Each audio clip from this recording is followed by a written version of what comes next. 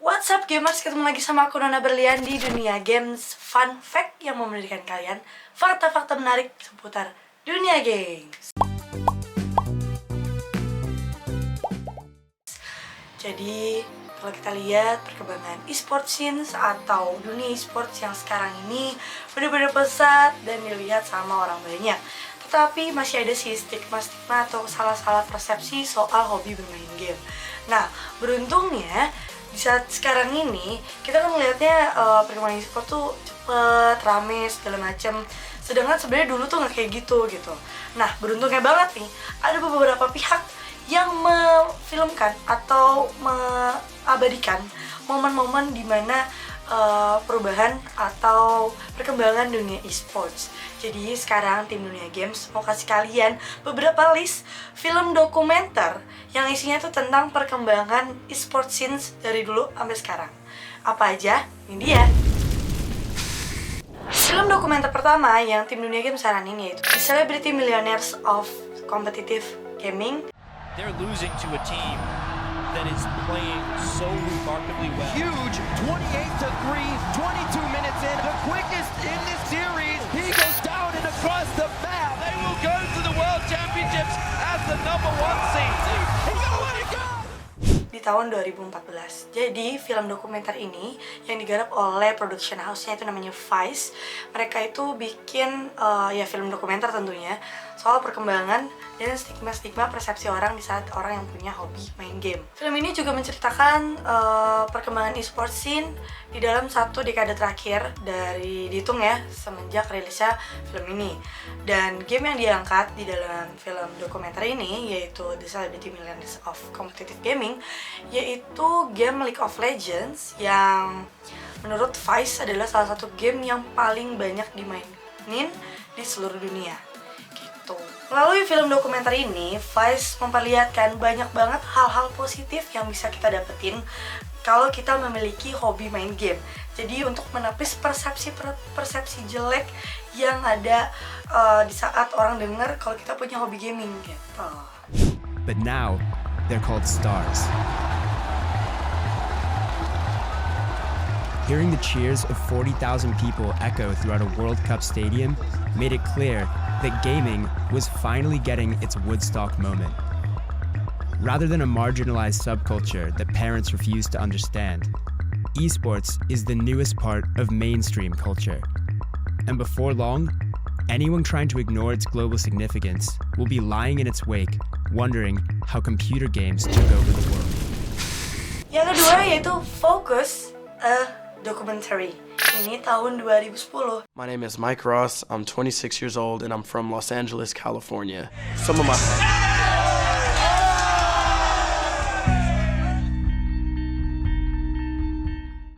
Jadi ceritanya, seorang mahasiswa Art of Center Design di Pasadena, California yang bernama Steve Huang mencoba untuk menceritakan game fighting dari point of view seorang gamers atau bisa dibilang professional player untuk game Street Fighter.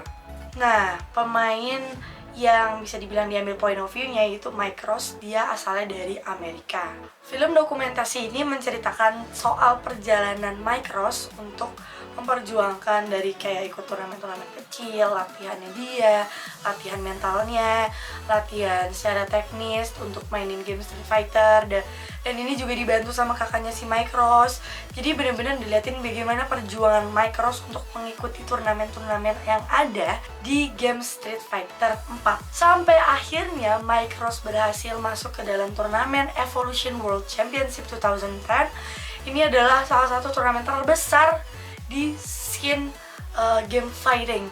Jadi kita tuh diajak buat mengikuti perjalanan perjuangan dari Mike Ross dari pertama kali dia main game Street Fighter sampai dia mengikuti turnamen terbesar di dunianya game fighting. Keren banget. Kalian kayak wajib nonton ini deh.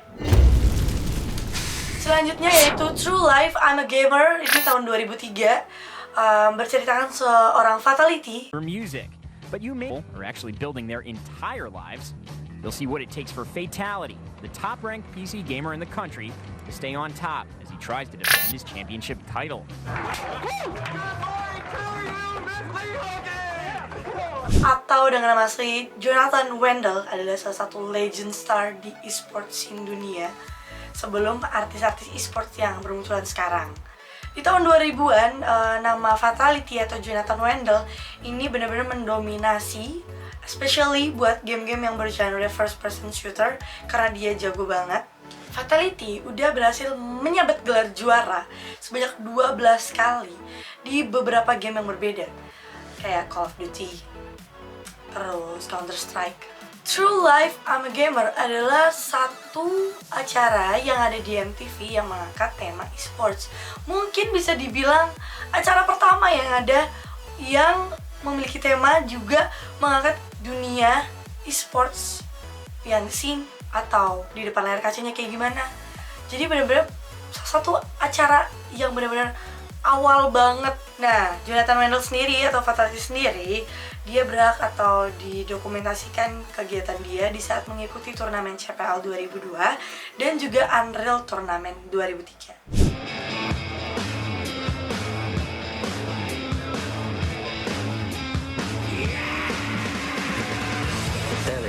They going with a nice atomic blast. Oh, fatality with a nice shot on sequence right now. Score 2-0 fatality. Rifle fatality waiting for the double damage. There it is. He's controlling this extremely well.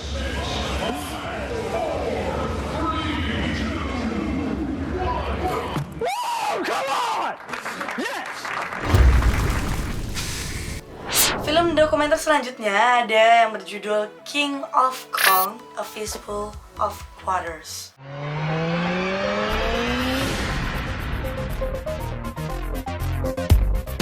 I don't drink, I don't smoke, I don't do drugs. I play video games. It's the constant drive to be the best at something. When you want your name written into history, you have to pay the price. The fact of the matter is, Bill is the best classic arcade gamer of our era. Film dokumenter besutan dari Seth Garden sendiri ini temanya atau ceritanya soal dua orang yang bersaing untuk mendapatkan skor tertinggi di game Donkey Kong. Seperti yang kita tahu, game ini udah jadul banget dan ada skor tertingginya.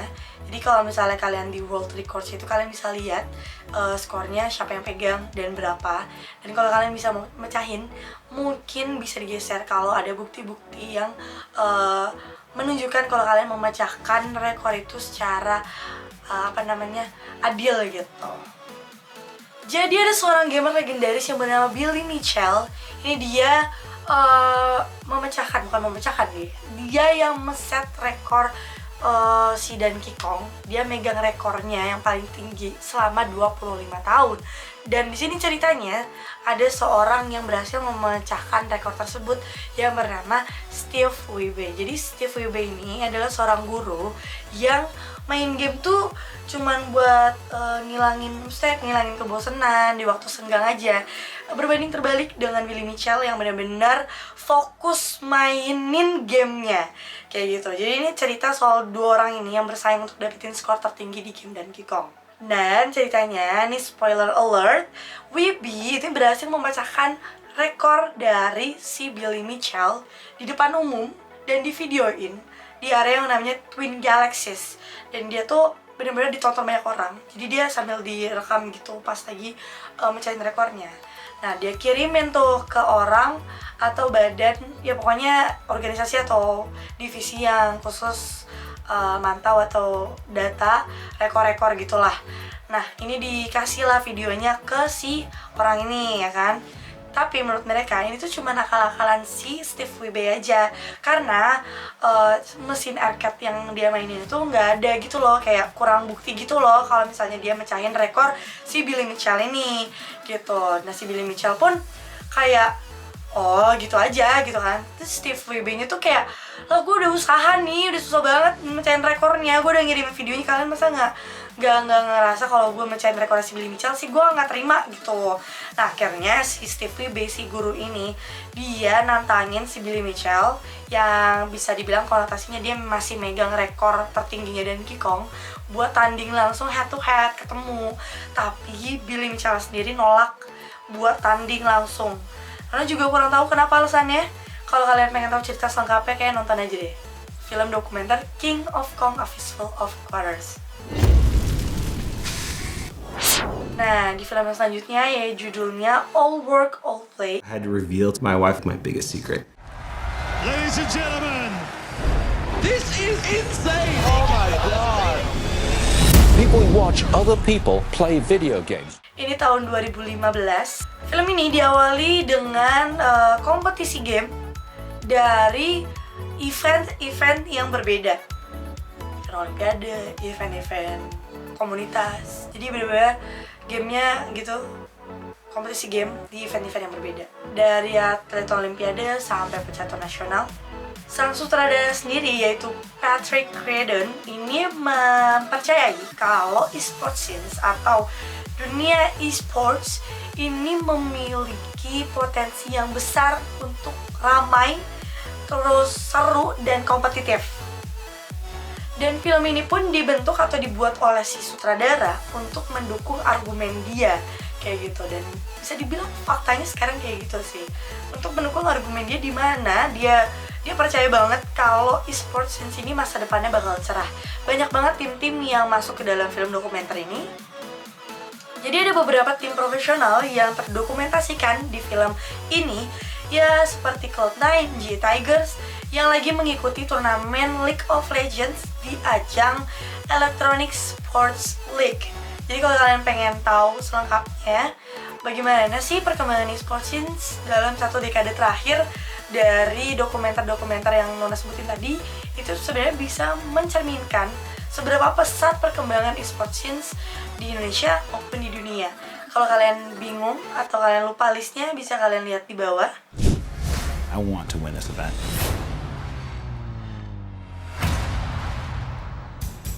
Welcome to the Intel Extreme Masters San Jose. They're the most passionate people I've ever met. Do you follow me on Twitter? We started getting the fans and the groupies. If you didn't know any better, you'd think it's Madonna. Dan kalau kalian pengen lihat data-data, info-info menarik lagi, bisa kalian klik annotation di atas, bisa langsung ke website duniagames.co.id karena banyak banget informasi yang menarik, berita-berita terkini, dan kalian juga bisa top up voucher game langsung di websitenya. Harganya murah, top up-nya juga cepet banget, terpercaya tentunya. Juga tenang ya, ada tim Dunia Games masih ada giveaway nih buat kalian.